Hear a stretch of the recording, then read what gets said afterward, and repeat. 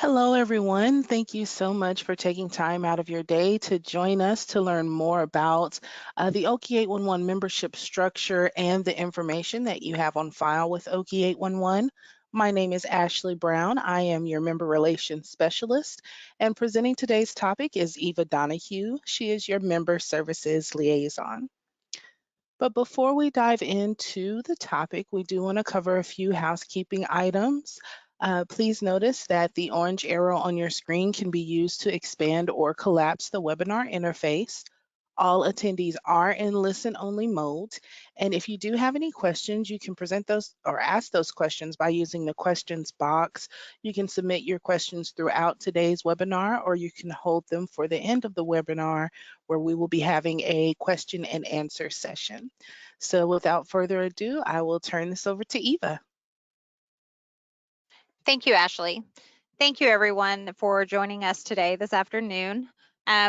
Today, we're going to cover, like Ashley mentioned, we're going to cover the structure of your membership, what information is on file with your membership. But before we start that, we wanted to cover who can become a member of OKIE 811 and what the responsibilities of a member are. So any person or organization who owns or operates underground facilities in the state of Oklahoma can become a member, or any person or organization who wishes to help promote and support the purpose of OKIE 811 can become a member. The ones who don't own or operate underground facilities are known as a sustaining member, and then of course the ones that do own and operate underground facilities are referred to as general and associate members. And as a member, today's topic is basically going to cover the membership of a general and associate members that own and operate underground facilities. So the responsibilities of the members are, of course, to register with OKIE 811. Anybody that owns or operates underground facilities is required by law to register with OKIE 811. And you must have on file a mapping of where those facilities are located, and then also contact information for personnel to facilitate those markings of the underground facilities. And then also with the recent law changes in November 1 of last year, you now must provide positive response to the notification center prior to expiration of the required notice. So prior to that 48 hours, which excludes the date of notification. And so if you have any questions about the responsibilities of your membership, or want any more information regarding the law, you can visit okie811.org/the-law. So this is what the structure of a membership looks like. There are basically two levels of your membership. The first level is the membership itself, the membership account with OKIE 811. And under the membership portion, it contains all the billing information that we have on file, which is where we send the invoices to. The name of your membership should reflect the company that's financially responsible for this membership. And then everything registered under the membership will be billed together. And then underneath your membership, you have the dispatches. The dispatches contains the information on who and where we send the locate request notifications anytime someone's excavating near your underground facilities. A membership should always have at least one dispatch, but it can have more than one dispatch underneath it as well. Usually additional dispatches are used to separate the notifications based on geographic location of the assets, or to receive separate notifications based on the facility type. So for an example of what that might look like is a municipality. They have one membership with OKIE 811, but that municipality operates water and sewer lines. So they want their water department to receive locate request notifications separate from their sewer department. So they may have two dispatch codes, one for the water department, one for the sewer. And then underneath that dispatch, part of that dispatch information, which we'll kind of view here in just a minute, you'll see the maps listed under dispatch 1 and dispatch 2. That just kind of is a visual of separating the locate request notifications based on the geographic location of those assets. So here's what it looks like for the membership information. We had mentioned that it contains all the billing information. who's notified, where the invoices are sent, who we would reach out to regarding any invoices or anything like that. So on the membership information, you'll see first, you'll see the name on the membership. So here is Oklahoma One Call System Inc. And then the OK One Call, if you'll notice, that's at the end of the name is also listed under the code. That is just the code is also included in that label. So here's the membership code is going to be OK One Call for this membership. And this, you'll only really see the membership code on your invoices. That's about the only time that you'll see it, or on your a certificate of good standing or something like that. Next is your classification. This is how your membership is classified. That's usually based on the facilities that you own or operate and have registered with OKIE811. That classification is what we use and that's if you'll reference the fee schedule, this classification is used to determine the rates per ticket for your ticket fees. And then you'll see the billing address. We'll have the billing address on file. And then if you have a physical address that is different from your billing, you'll also see that listed as well. And then you have your billing contact information. So you'll have the name of the contact, a phone number, and email for that billing contact. And then this is a look at the information that is on file on the dispatch. On the dispatch, you'll see the dispatch label. This label is what appears on the locate request notifications that you will receive, as well as excavators will receive. So they'll see which company is going to come out and locate or has facilities in the area on that ticket. You'll have the dispatch code. This code is usually at the top. It's always at the top left of your locate request notifications you receive. So if you ever, are asked for the code or anything like that, you're not sure, that's an easy way to reference or find that dispatch code is by looking at one of the locate request notifications you received. You also have your authorized contacts, or also we refer to them as account contacts. These are the contacts that are on file that can update and that basically is responsible for maintaining the information on file with OKIE811. So they can make updates to the account information. We can share that account information with them. These contacts also are the ones that will receive important notices or messages from OKIE811 regarding any upcoming changes, any law changes like we recently had. These are the contacts we'll reach out to. Those authorized contacts are the ones that are labeled one call contacts. You might also see one call admin, and also the GIS admin, GIS contact. Those are the ones we're referring to as authorized contacts. And then you'll also notice there's a portal user, so that you can easily see who is registered for the portal, to have access to that portal and everything. So you'll see those contacts listed there as well. So if they are also listed as a one call contact or GIS contact, they'll have that access to update and make changes to the account. If not, you won't see them listed twice. You'll just see them as a portal user. Then next you will see the outputs. The outputs is how we deliver the locate request notifications to your company personnel. So we have a primary output. You'll see the first one is a primary output is the email for member services at okie811.org. That primary the reason it's labeled as a primary output is because you get one output for free as a basic service for your membership, and then any additional outputs is going to incur a $120 fee for the year. So looking at this this dispatch here, you'll see there's two dispatches. The primary one is your free one. Then the additional one that will incur that cost is the vocal notify emergency short notice contacts. So we have some dispatch codes that have multiple emails. Some have, want these calls as well. Majority of our members have these emergency short notice calls, but this is the email address and the phone numbers for each output listed on there. So you can kind of see who is receiving these locate request notifications. And then also with the recent law changes is positive response configuration. Earlier I mentioned the responsibility is now to respond to locate request notifications that you receive through the notification center, which is OKIE811. And so now you must make sure that you're enrolled to provide responses through our portal.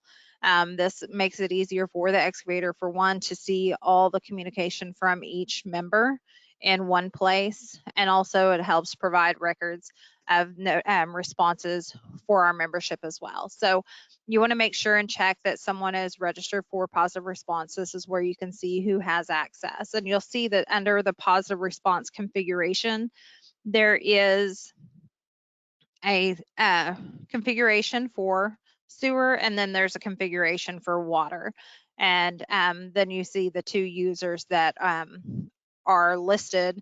So they're registered for the portal and can respond to locates for both sewer and the water facility types. And then last, you'll see on the box on the left is a service areas. So this is your underground facilities that we have on file. And so this next slide we're going to look at is going to cover how your facilities are registered with OKIE811 and how they can, the different options you have on registering those facilities, and how the registration impacts the locate request notifications you receive. So here with this blue line here is a pipeline facility that's registered with OKIE811. They sent us their center line data of that pipeline. If this company was to register by grids, this is what their registration would look like. The green area is an example of that member that registered by quarter section or grids. And then here is a buffer, the standard, the 500-foot buffer that's applied to the centerline data of that pipeline. So that would be their service area for that pipeline. And then next, this view is all the locate requests that have been processed near this underground facility, near this pipeline. And you'll notice the ones highlighted in red here are the ones that are close and near that pipeline that could impact that pipeline. So the ones registered by grids, the green area, they're going to receive all these locate request notification for all these tickets shown on this page. But the ones in red, if they were registered by underground or by their centerline data, they're only going to receive those ones highlighted in red. So let's take a look at how that impacts the facility. So you'll see the buffered line. They received 15 requests, where the grids received 32 requests. So you can see how the one registered by their center line data with that buffer have more relevant locate request notifications that they can respond to. So that's something to consider when you're reviewing your assets that are registered with us. That's something to consider, to look and see how you're registered and how that can impact the locate request notifications you receive. So that is all the information basically that's covered on your membership, is you have your billing information and the dispatch information. And so with changes in employees, ownership, and assets, that information can become quickly and easily outdated. So we wanted to just kind of go over some information on how that outdated information can impact you.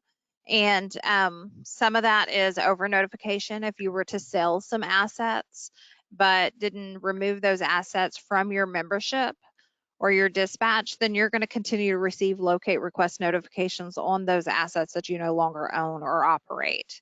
And then also your company is going to continue to appear on the locate request, giving that excavator an expectation that you still own the underground facilities and will be looking for a response from you for those facilities. So make sure that's one thing. With that over notification, if you've sold those assets, you're continuing to receive locate request notifications, then you're going to incur unnecessary fees because you're receiving y'all are billed based on your ticket volume. And if you if you didn't update your facilities and remove those assets that you sold, then you're going to continue receiving ticket fees for those. So that's something to keep in mind, and make sure that you review that information often and keep it up to date. Also, if you've acquired new assets or expanded your assets, then and didn't get them registered with OKIE811, then you're not going to receive those locate request notifications that's being when excavation's done around those facilities, which of course can lead to damage to those facilities. And if your information is outdated or non, then you're going to be non-compliant with the Oklahoma Underground Facilities Damage Prevention Act. And then, of course, not receiving those locate request notifications can lead to injury, lawsuits, and possible fines from Oklahoma Corporation Commission. So some examples, like I mentioned kind of earlier, is change in personnel, expansion or acquisitions, sold assets, change in ownership, any of those changes, you want to make sure to reach out to us and review the information that you have on file and get that information updated, because it can become quickly outdated. Like I said, as you know, there's change in employees, ownership, anything can make that information become quickly outdated.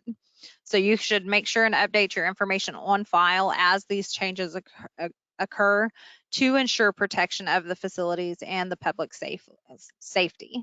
It truly only takes just a few minutes to ensure those assets are protected and proper personnel are receiving notifications. When assets change in ownership, each company is responsible for maintaining and updating their own membership account. So if you're a company that sells that information, sells those assets, you want to make sure and update that information with OKIE811.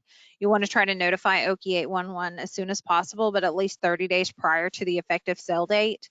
We ask that you do it 30 days prior, because we do give the acquiring company 30 days to register prior to removing those assets from your account.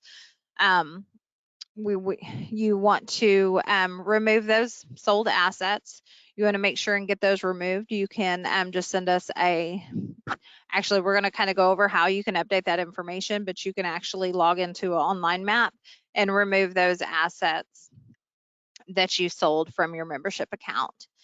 And then also provide, anytime you've sold assets, you want to provide that contact information for the acquiring company, so we can reach out to them and make sure to get those assets registered with OKIE811 so that they can be protected as well, and from any kind of excavation near those assets. And then also, if you've sold all assets in Oklahoma, that's something you want to consider, is to cancel your membership. If you no longer own or operate any facilities in the state of Oklahoma, you'll want to go ahead and cancel your membership with us. And you can do that, just contact member services at okie811.org and let us know that you want to cancel.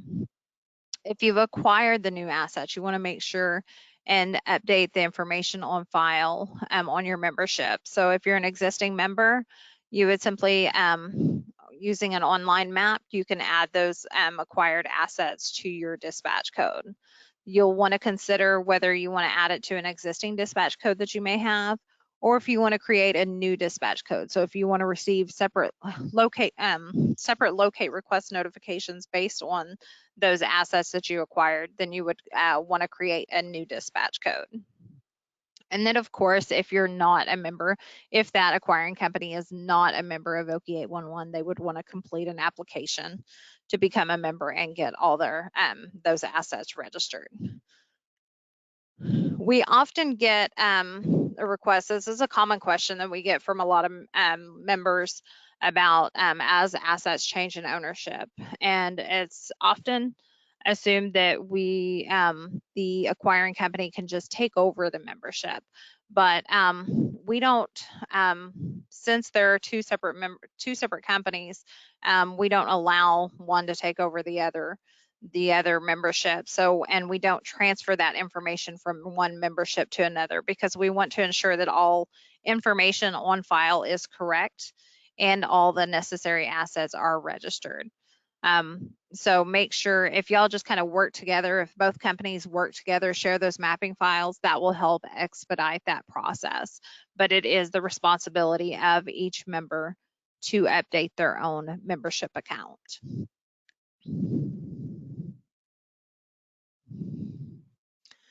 Next, we're going to this kind of covers updating your information on file.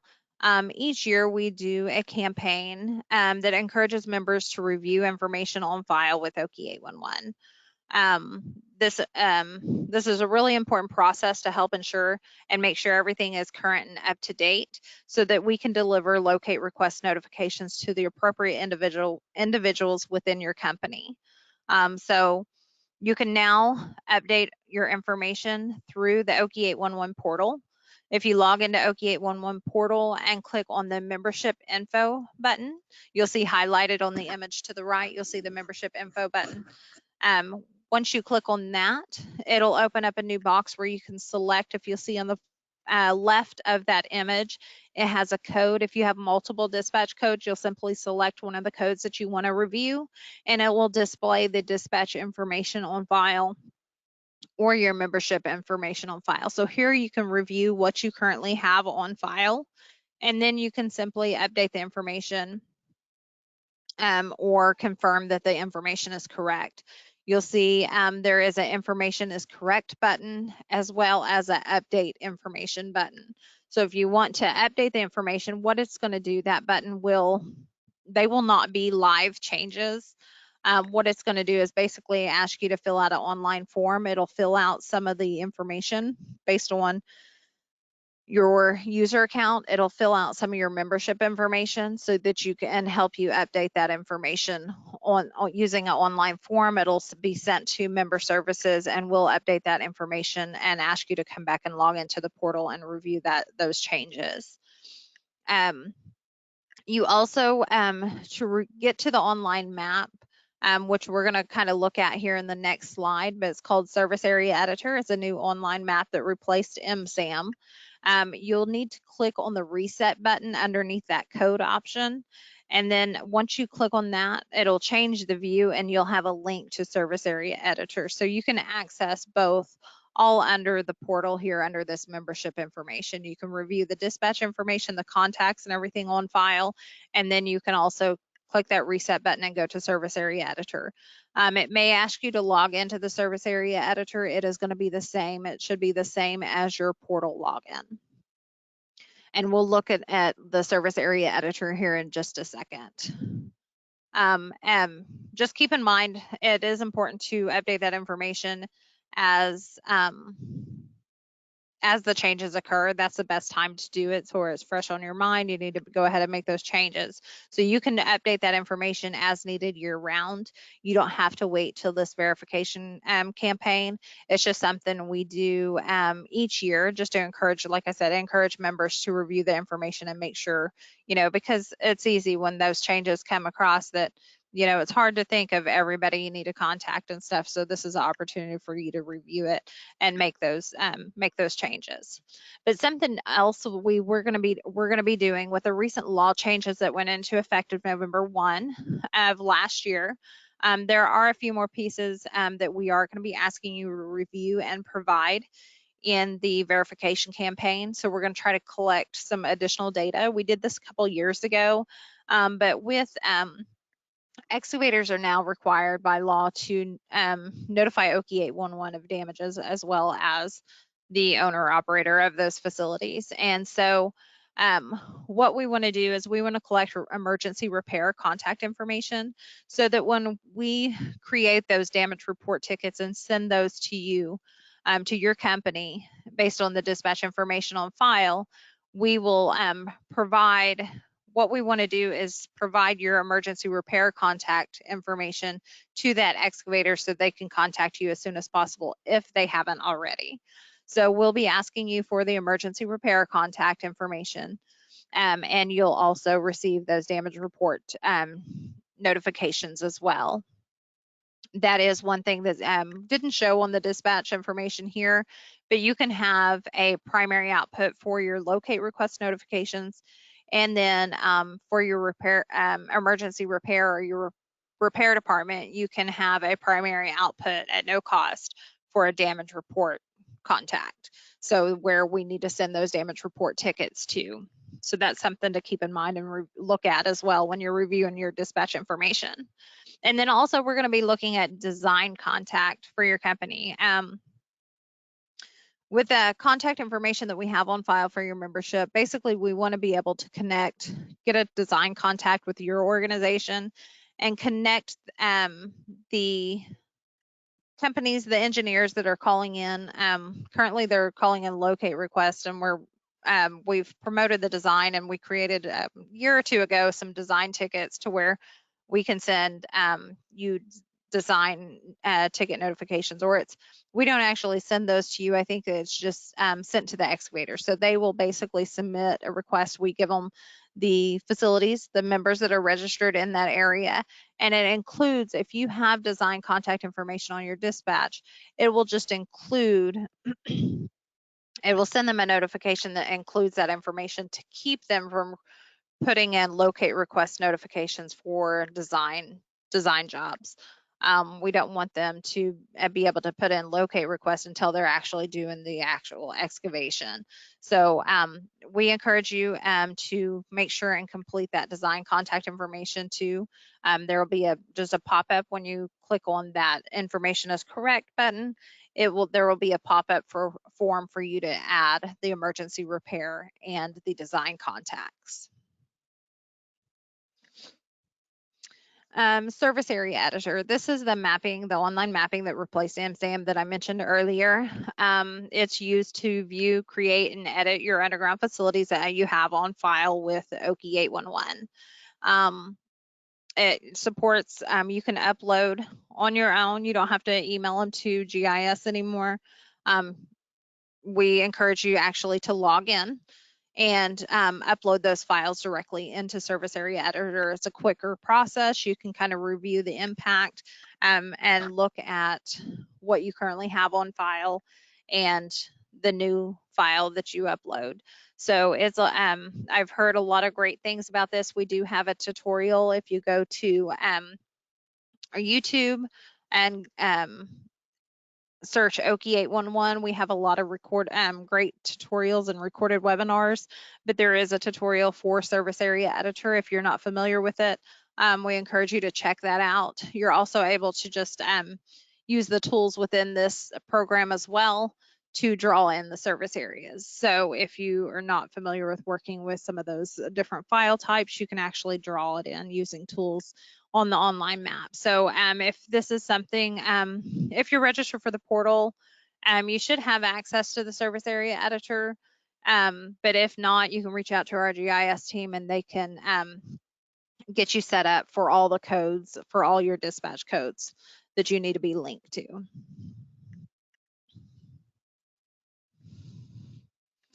And then also we have our certificate of good standing. Once you've completed verification, reviewing the dispatch information on file, so all those contacts, the outputs, and then also the service areas that you have, or your underground facilities you have registered with us.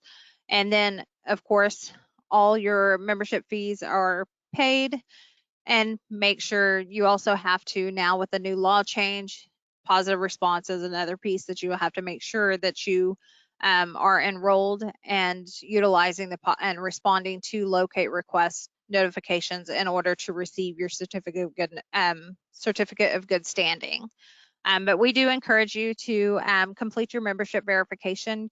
You should be receiving emails next month regarding verification, and you can get a certificate of good standing. We provide this each year. You can request it anytime throughout the year as long as those requirements are met. But the certificate of good standing is great to have, and it provides your proof of membership. It may be required. We actually get a request for this a lot at the beginning of the year because people need to renew licenses or permits. And so we get a lot of requests for certificate of good standing. So they try and go ahead and get that done right away at the beginning of the year. And then also it can be helpful when applying for grants and helpful with any audits that you might have. So we do encourage you to, again, look out for in your emails for the membership verification. You can, but like I said, you don't have to wait for that. You can do it any time of the year. Once those requirements are met, we'll send you your certificate of good standing. So that's pretty much it for your membership structure and the information on file with OKIE 811. If you have any questions regarding the portal and the information that's currently on file, anything on how to update your information, please reach out to us. We are here for you. You can reach our member services department at memberservices@okie811.org. Our extension is 4003. The phone number is 800-522-6544, then extension 4003. And you can also reach our GIS team regarding your underground facilities that you have on file with us at gis@okie811.org or extension 4008. Again, thank you everyone for attending today's webinar. I hope you found it valuable and learned a lot, especially with the new direction we're going with the portal, with all the information being in the portal. We hope that you really take advantage of that portal and utilize it to help maintain the information on file with us. But I will go ahead and turn it over to Ashley to see if we have any questions. Thank you so much, Eva, for presenting all of that wonderful information about membership structure and information on file. We do have a couple of questions coming in. The first one is there any way to see other facilities in the area? I'm assuming that means other facilities that don't belong to that particular member company. So just to see what other types of lines are in the area. Okay, great question. Unfortunately not. We are not allowed to share anybody else's information. So you would only be able to see the underground facilities that are registered to your membership. We couldn't share anybody else's out of security concerns. Okay, and we do have a solution kind of to that question. The second question here is when we're planning our new plant, it would be nice to see this when in the designing phase, and we do have something to help with that, right, Eva? To see, Like when they're in the designing phase, they can submit the design survey request. to get And a list of the members, the yeah, companies. to get a list of the Yes. members that are in the area. We do have that option available for you for those who are in the design process. You will submit a design survey request. Let us know what area that you are thinking about working in, and we can send you a list of members who may be registered in that area. You won't have a map of where their facilities are, but it will let you know that they more than likely have some facilities in that area. Yes, correct. It's very similar to like submitting a ticket online, a locate request Mhm. online. It's just instead of it going to our to our members, you're actually the whoever submits it will receive a copy of a list of members, as Ashley said. Right, correct. And that was the last question there. If you guys have any other questions, feel free to contact us at memberservices@okie811.org, and we'd be more than happy to help. And another great place where you can ask questions is the annual meeting of the membership. It is returning. We will have the option to attend in person or online. It'll be on Wednesday, March 9th, 2022, at the Embassy Suites in Norman. It's from noon to 4 p.m. That does include the annual meeting. We have a member luncheon, a guest speaker, and we'll also have membership workshops where you can come and ask us questions.